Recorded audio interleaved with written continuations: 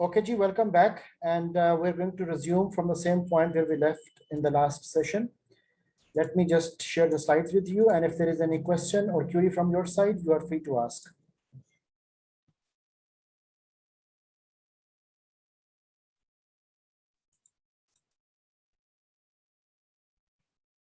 The next module that we have to start from is mimic behaviors. And in that context, there are different emoticons which we generally use in our chat generally. And sometimes we use them in the emails as well. So emoticons are no doubt there to express your emotions. But again, many emoticons are not the true representatives of what exactly you are feeling. They might be like showing certain expressions of happiness, sadness, or being enthusiastic or bored or angry or confused. But again, they are not there to come up with true demonstration of what exactly you are feeling.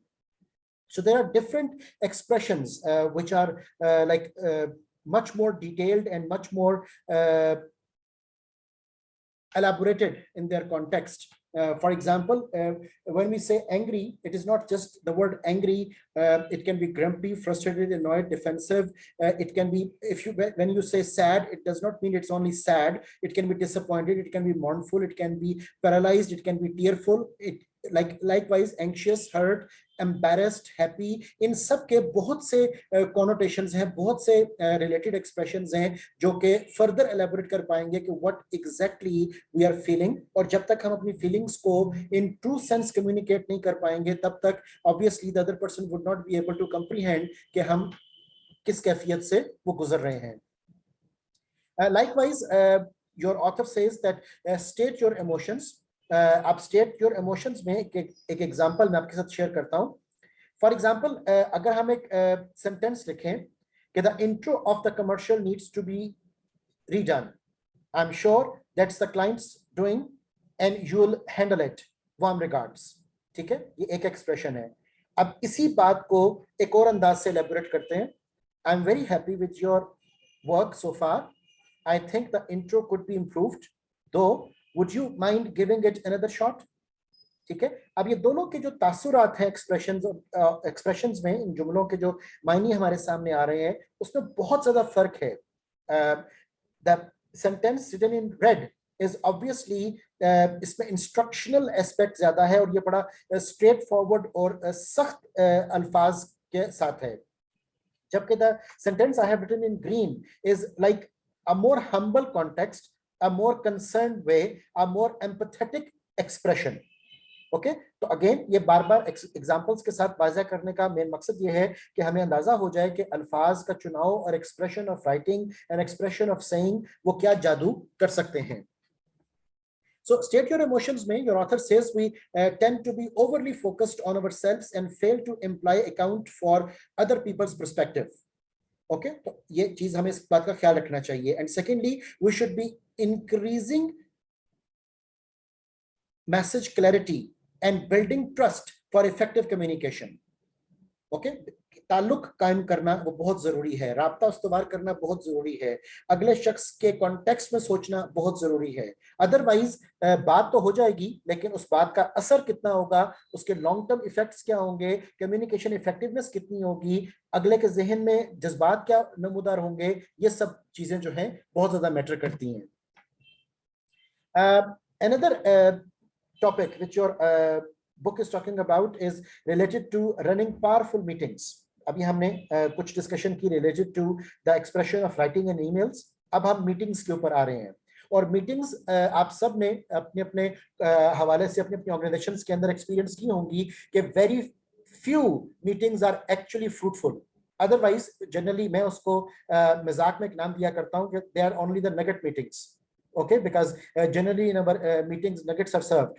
Okay, so वो nugget meeting जो है that is meeting for the sake of meeting, जबकि फैसले या उस meeting से पहले हो चुके होते हैं या उस मीटिंग के बाद होने होते हैं. तो बराए नाम मीटिंग्स में लोगों को बुलाकर ना अपना टाइम वेस्ट कीजिए ना दूसरों का टाइम वेस्ट कीजिए। अब मीटिंग्स के हवाले से अब टेक्निकली अब हम देखते हैं कि डिफरेंट ऑथर्स ने और डिफरेंट लोगों ने, एक्सपर्ट्स ऑफ द फील्ड ने वो किस बात का इजहार वो किया है। उस कॉन्टेक्स्ट में पावरफुल मीटिंग्स के बारे में वो कहता है कि yes we all hate meetings actually, yes we are usually, they are usually waste of time. Okay, अक्सर ये एक्सप्रेशन हमें सुनने और देखने को मिलता है, बल्कि खुद एक्सपीरियंस करने को भी मिलता है कि मीटिंग सिर्फ एक वेस्टफुल टाइम का नाम है, उसमें कोई कंस्ट्रक्टिव काम बहुत कम ही हुआ करता है। इसका मतलब ये हरगिज नहीं होगा कि अगर ऐसा एक्सप्रेशन हमारा डेवलप कर रहा है, it doesn't mean just make them shorter, more efficient and more organised, कि हम उसके जो है वो मिनट्स बड़े अच्छे तरीके से लिखने शुरू कर दें, हम उसके एजेंडास को वाजिया करना शुरू कर दें, हम बड़ी छोटी छोटी मीटिंग्स करें। इसका यह मतलब हरगिज नहीं है। असल कॉन्टेक्स्ट एक पावरफुल मीटिंग का क्या होगा उसके बारे में आपका ऑथर लिखता है कि we have to fix meetings so they are more enjoyable. उसको शॉर्ट कर देना, उसको एफिशिएंट बना देना, उसको ऑर्गेनाइज कर देना, उसको टेक्निकल कर देना, ये मसले का हल नहीं है। Meetings should be more enjoyable and produce more positive feelings. आपकी हर एक मीटिंग के बाद तमाम एम्प्लॉइज की एंगेजमेंट, इन्वॉल्वमेंट, एंथुसियाज्म, कंसर्न वो और ज्यादा बढ़ना चाहिए, रादर देन कि वो meeting for the sake of meeting उसके नगेट्स की टाइमिंग को आप अपना वेस्टफुल कॉन्टेक्स्ट में लेकर चल रहे हो। सो इनवाइट द राइट पीपल, ये बहुत बड़ा इंपॉर्टेंट कॉन्टेक्स्ट है। अक्सर औकात मीटिंग के जो पार्टिसिपेंट्स हैं उनकी सिलेक्शन बहुत अच्छे तरीके से नहीं की जाती। So you have to be very much careful कि किस मीटिंग के एजेंडा के लिए किन लोगों को बुलाना वो जरूरी है। Create better agendas and be better prepared, ये एक और बहुत इंपॉर्टेंट कॉन्टेक्स्ट है। लोगों को ख्याल ये होता है कि इतने अरसे से वो प्रोफेशनल लाइफ में है और उनको किसी मीटिंग की प्रिपरेशन की जरूरत नहीं है। Actually that is the most disastrous thing. The people who are going to chair the meeting should be well prepared about the agenda, well prepared about the context of talk, well prepared about towards the question answer session। हर चीज के हवाले से उनकी preparation मुकम्मल तौर पर होनी चाहिए, बल्कि बेशुमार उनको होमवर्क करना चाहिए। मीटिंग सिर्फ बराए नाम बड़ी बड़ी बातें करने का नाम नहीं होता।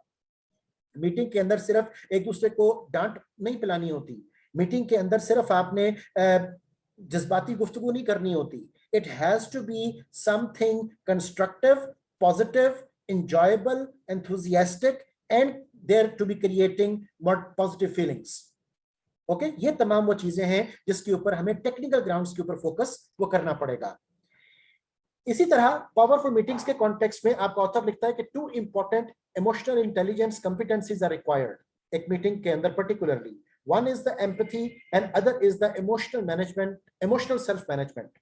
जब हम एम्पैथी की बात करते हैं तो योर ऑथर सेज कि you should be able to read people, ठीक है, कि वो उनके फेशियल एक्सप्रेशंस को आप समझ सकें, जान सकेंगे ड्यूरिंग द मीटिंग लोग क्या फील कर रहे हैं, क्यों फील कर रहे हैं। सो ये चीज बड़ी इंपॉर्टेंट होगी आपके लिए to understand the real context which is going on. Secondly, understand the major and hidden conflicts. Then understand power dynamics and politics. क्योंकि मीटिंग्स के अंदर भी अक्सर औकात हमें लेग पुलिंग बैक बाइटिंग होती भी नजर आती है। मीटिंग्स के अंदर अक्सर पॉलिटिकल लॉबिंग होनी शुरू हो जाती है। तो हमें बहुत केयरफुल रहना पड़ेगा कि we should be able to understand power dynamics and politics and we should be able to understand how people are responding to you. Okay, वो एनॉय हो रहे हैं, वो अपना इजहार राय मुकम्मल तौर पे कर पा रहे हैं कि नहीं कर पा रहे हैं। इसी कॉन्टेक्स्ट में हमारे पास एक ऑर्गेनाइजेशनल बिहेवियर में एक बड़ा इंपॉर्टेंट कॉन्सेप्ट आता है which is known age group think, कि अक्सर औकात लोग क्रिटिसिज्म से बचने के लिए अपनी बात का इजहार नहीं करते और वो किसी दूसरे की हुई बात को ही वोट दे देते हैं।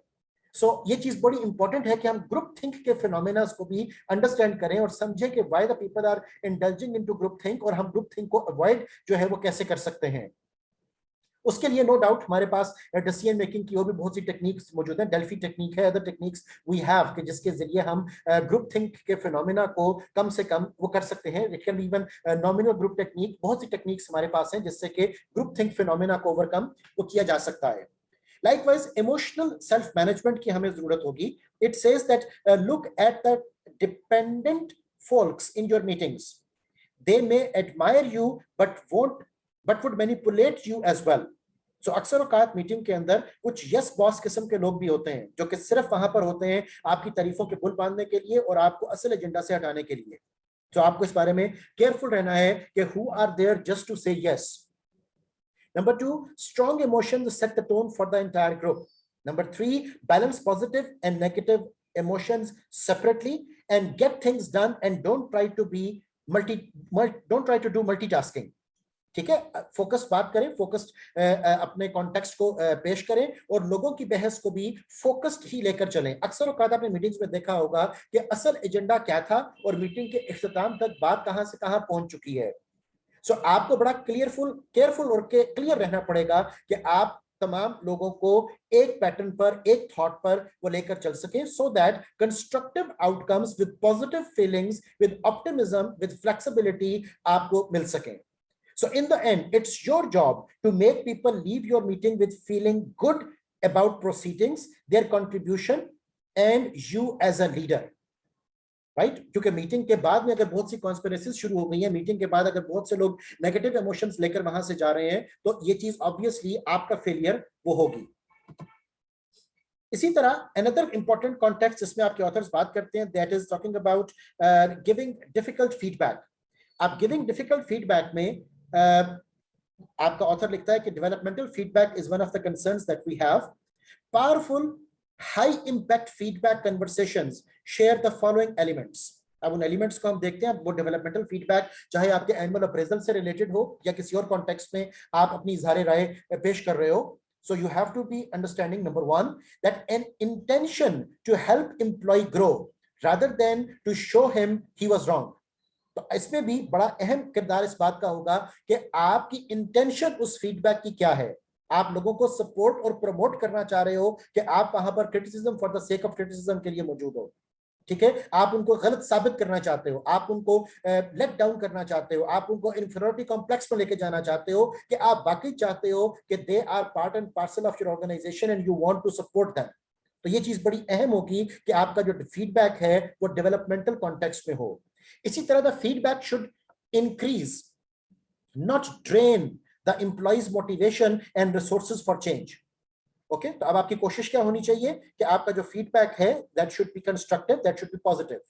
Likewise, when preparing for a feedback conversation as a manager, reflect on what you hope to achieve and on what impact you would like to have on the employee. तो आपके फीडबैक का असर लोगों पर क्या होगा, इसके ऊपर बेशुमार तहकीक भी मौजूद है, बेशुमार डिस्कशंस भी मौजूद हैं और हमें बड़ा केयरफुल होकर इस बात को सोचना है कि हम अपने फीडबैक से दरअसल आउटकम क्या हासिल करना चाहते हैं. हम तनकीद बराए तनकीद करके कोई पॉजिटिव चीज हासिल नहीं कर पाएंगे. हम लोगों को सिर्फ क्रिटिसाइज करके, हम लोगों को सिर्फ उनकी बुराइयां बताकर कोई पॉजिटिव आउटकम हासिल नहीं कर पाएंगे. तो हमें लोगों के अंदर सेल्फ रिन्यूअल कैपेबिलिटी भी लेकर आनी चाहिए. हमें लोगों के अंदर एक पॉजिटिव थिंकिंग प्रोसेस भी लेकर आना चाहिए. हमें लोगों के अंदर एक ऐसा कॉन्टेक्स्ट लेकर आना चाहिए जिससे कि वो तैयार हो आइंदा बेहतर कंट्रीब्यूशन वो देने से. Therefore, a last expression बड़ा important है कि when preparing for a feedback conversation as a manager, reflect on what you hope to achieve and on what impact you would like to have on the employee. और इसको बड़ा conscious level के ऊपर करने की वो जरूरत होगी. Second expression जो developmental feedback में आपके author लिखते हैं, वो कहते हैं कि a true developmental leader sees the raw material for brilliance in every employee and creates the conditions to let it shine even when the challenge is tough. ठीक है, हम सब में कोई ना कोई बेहतरी भी होगी, हम सब में कोई ना कोई चीज पॉजिटिव भी होगी, हम सब में कुछ ना कुछ यूनिक कैपेबिलिटीज भी होंगी. उन सबको उजागर करना वो being a manager, being a leader, being a emotionally intelligent person वो जरूरी है ताकि हम उनके असल क्रिएटिविटी को वो ब्रूएकार ला सकें. So openness on the part of the feedback giver ये बहुत जरूरी है, which is essential to creating a high quality connection that facilitates change. Number 2, आपका ऑथर लिखता है कि if you start off feeling uncomfortable and self-protective, your employees will match that energy. तो आप जिस भी एनर्जी से बात को शुरू करेंगे, जो भी एनर्जी वहां पर आप ट्रांसमिट करने की कोशिश करेंगे, आप इस बात पे कंफर्म रहिए कि आपके एम्प्लॉइज फौरन उसको पिक करते चले जाएंगे. And you will each leave the conversation frustrated with the other person because you started uncomfortable and you started self-protective. Okay. Number 3, your author says that inviting the employee into problem solving process. ये बड़ा important concern है जिसमें कि आप उसकी participation से you can win positive concerns. Then your author says that you can ask questions such as, what ideas do you have? What are you taking away? What are you taking away from this conversation? What steps will you take? By when and how will I know? तो इस तरह के बहुत से सवाल वो लोगों के इनर कॉन्टेक्स्ट को उजागर करेंगे. वो सोचने पर मजबूर होंगे, वो बात शेयर करने पर मजबूर होंगे, वो अपनी बात को मोटिवेशन के साथ बयान करने के लिए तैयार होंगे. तो ये तमाम वो कंसर्न्स हैं जो डेवलपमेंटल फीडबैक से आप हासिल कर सकते हो. और डेवलपमेंटल फीडबैक भी याद रखिएगा कि it's actually an attitude, it's actually a context, it's actually something जिसकी आपको प्रॉपर प्रेपरेशन और प्रॉपर ट्रेनिंग भी करनी पड़ती है. ये इट इज नॉट समथिंग कि ये आप फिलबदी जाकर वहां पर बोलना शुरू कर देंगे and everything would be positive and everything would be comfortable. Likewise, your author is talking about another interesting article and उसमें वो बात करता है कि making smart decisions. अब इमोशनली इंटेलिजेंट स्मार्ट डिसीजंस जब हम करेंगे तो उसमें कहते हैं कि why good leaders are making bad decisions. ये बड़ा इंपॉर्टेंट कंसर्न है, बड़ा इंटरेस्टिंग टॉपिक भी है कि why good leaders make bad decisions. उसकी वजह वो क्या लिखता है कि companies can avoid many flawed decisions that are caused by the way our brains operate. अब उसको टेक्निकल ग्राउंड्स पे कैसे टैकल किया जाए उसके बारे में आपका ऑथर लिखता है कि leaders make decisions largely through unconscious processes that neuroscientists call pattern recognition and emotional tagging. इस फिनोमेना को कॉन्शियस लेवल पर हमें समझना होगा. These processes usually make for quick effective decisions but they can be destroyed by bias. और अगर हम अपनी biases, अपने prejudice, अपने favoritism को understand नहीं करेंगे तब हमारी decision making सही नहीं होगी. So जज्बात की रो में बहना एक natural phenomena है, biased हो जाना एक natural phenomena है. हम और हम में से कोई भी शायद अपनी बायसनेस को खत्म नहीं कर सकता, लेकिन उसके लिए फिर हमें कॉन्शियस होना पड़ेगा, हमें मेरिट एस्टैब्लिश करना पड़ेगा कि हम खुद से भी जान सकें कि किस किस चीज के हवाले से हम क्यों बायस्ड हैं. एक और चीज याद रखिएगा कि बहुत से लोगों का इवन टॉप मैनेजमेंट के अंदर भी ये ख्याल होता है कि वो फिलबदी बहुत कुछ कहे और कर सकते हैं. वो फिलबदी उनकी जो इंट्यूशनल फीलिंग उनको आएगी डिसीजन मेकिंग की, वो राइट डिसीजन होगा. Well yes it can be but always remember it can not be. ये दोनों तरफ बात चल सकती है. आपका जो इंट्यूशनल पर्सपेक्टिव है वो शायद आपको हर सिचुएशन में गाइड और ट्रेन वो ना कर सके, आपको हर सिचुएशन में वो मसले का हल ना बता सके. सो अक्सर औकात you will be just throwing the empty boxes on the people without understanding कि what you are actually there for. So हमें बहुत केयरफुल रहकर इन चीजों को सोचना और समझना है. और ये हाईएस्ट लेवल के जो ऑर्गेनाइजेशनल पर्सपेक्टिव्स हैं, ये सब की सब चीजें वहां पर इक्वली एप्लीकेबल हैं. So managers need to find systematic ways to recognize the sources of bias. आप सोर्सेस ऑफ बायस को आइडेंटिफाई करने के लिए उसने एक एक्सप्रेशन यूज किया, रेड फ्लैग कंडीशंस, कि आप टिपिकली आइडेंटिफाई कर सको कि 1 2 3 4 XYZ ABC वो क्या चीजें हैं which are to be highlighted and when they are to be highlighted, and then design safeguards that introduce more analysis, greater debate and stronger governance. Okay तो आपको अपने हवाले से भी, अपने कॉन्टेक्स्ट में भी अपनी बायसेस को, दूसरों की बायसेस को रेड फ्लैग सिचुएशंस में लेकर आना है और लोगों को कॉन्शियस करना है कि ये सेंसिटिव इश्यूज हैं, सेंसिटिव मैटर्स हैं, और उन सेंसिटिव इश्यूज और मैटर्स के मुताबिक आपको डिसीजन मेकिंग भी सेंसिटिव कॉन्टेक्स्ट में करनी चाहिए. सिर्फ अगेन मैं फिर से रिपीट कर रहा हूं कि जज्बात की रो में बहकर फैसले वो अक्सर औकात सही फैसले नहीं होंगे.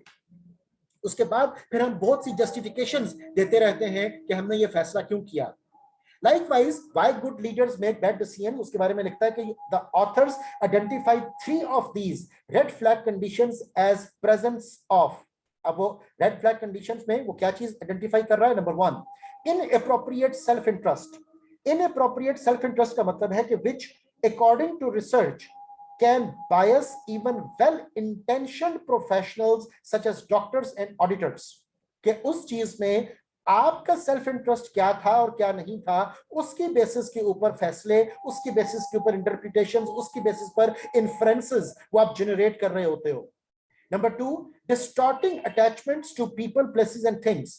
For example, an executive's reluctance to sell a business unit they have worked in, जिसके लिए हम एक और एक्सप्रेशन भी मैनेजमेंट साइंस में यूज करते हैं, known as escalation of commitment.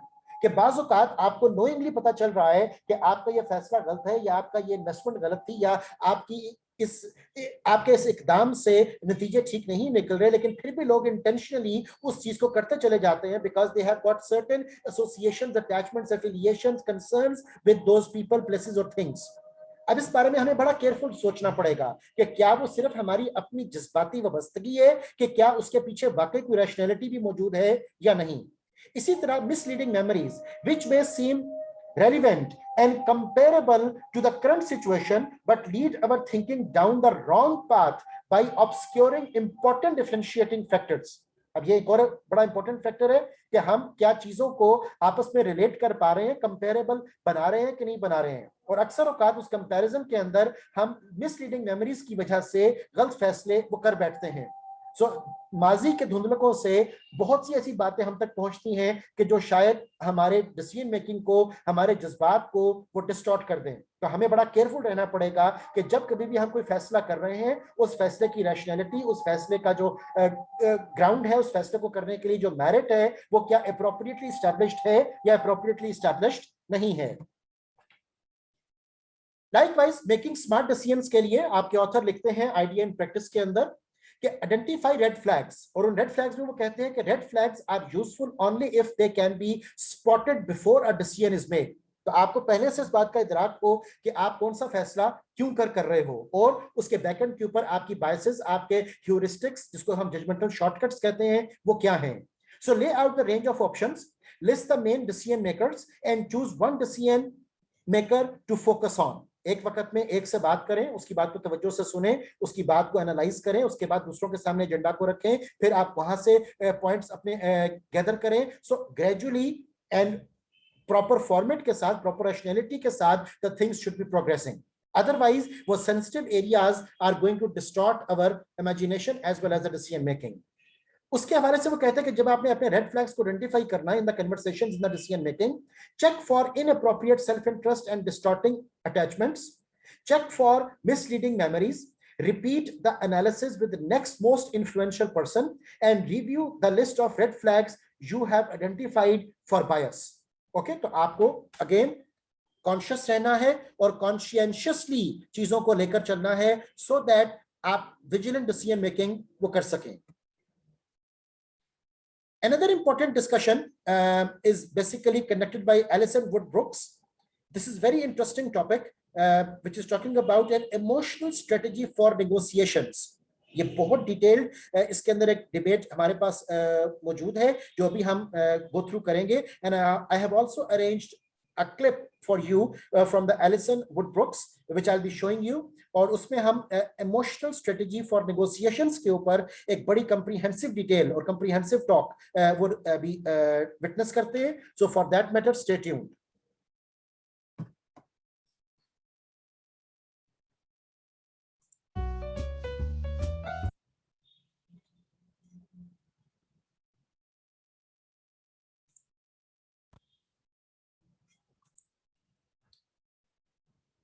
Okay, we have just seen Alison, how beautifully she was elaborating the context of negotiation and how negotiation can help better to be in a situation of win-win context. So role of emotions in negotiation is very important. And according to what Alison is just talking about, how feelings can influence the way people overcome conflict, इस चीज को समझना वो बहुत जरूरी है। How to get the most money or profit from the process, obviously in the negotiation, in business negotiation हमें उसको देखना चाहिए। How anger, sadness, disappointment, anxiety, envy, excitement and regret can affect the behaviour of negotiators. ये चीजें बहुत अहम है हमारे लिए जाननी और सोचनी। इन negotiations that are less transactional and involve parties in long-term relationships, understand the role of emotion is even more important। अभी जैसे वो अपनी एक्सरसाइजेस की बात कर रही थी कि किस तरीके से डिफरेंट लोगों को नेगोशिएशन का टास्क दिया जाता है और उसमें एक को स्पेसिफिकली कहा जाता है कि they have to be angry so that the negotiation take many turns. तो ये चीजें अब सोचनी पड़ेंगी कि in the natural circumstances, in the normal circumstances, when we are involved in business negotiation, when we are talking about different bargains, तो उस वक्त लोगों के जज्बात किस तरह से टर्न्स ले सकते हैं और उस वक्त हमें किस तरीके से वो टैकल अप करना चाहिए। These are all technicalities and details which we need to understand about the emotions, particularly during the negotiations, because negotiations के वक्त एक नेचुरल फिनोमेना ये है कि the temperaments may get hyper। Okay so लोग जज्बाती हो जाते हैं, लोग एकदम से अपने पॉइंट ऑफ व्यू को एलेबोरेट करने के लिए ज्यादा दलीलें पेश करनी शुरू कर देते हैं, एकदम से वो डिफेंसिव होना शुरू हो जाते हैं। सो अगर वो डिफेंसिव हो रहे हैं तो उसका ये मतलब हरगिज़ नहीं होगा कि आप ऑफेंसिव होना शुरू हो जाएं। तो we have to be careful about these things. उसके अलावा role of emotions in negotiations में एलिसन लिखती हैं कि फीलिंग और लुकिंग एंशियस रिजल्ट्स इन सब optimal negotiation outcomes, and we have to control the extent to which we express our feelings। okay, we are prone to experience anger or excitement in the heat of the discussions। तो ये तमाम चीजें बड़ी logical हैं और understandable हैं। we should have the ability to regulate how we experience emotions। तो ये तमाम वो चीजें हैं जिसके बारे में हमें केयरफुल रहना है, विजिलेंट रहना है और तैयार रहना है कि अगला शख्स नेगोशिएशन के दौरान, बार्गेनिंग के दौरान वो कई तरह के टर्न्स ले सकता है in their mood expression and feelings. इसी कॉन्टेक्स्ट में there is another very important discussion done by Alison Woodbrooks at Harvard Business School। उस डिस्कशन को अब हम go through करते हैं।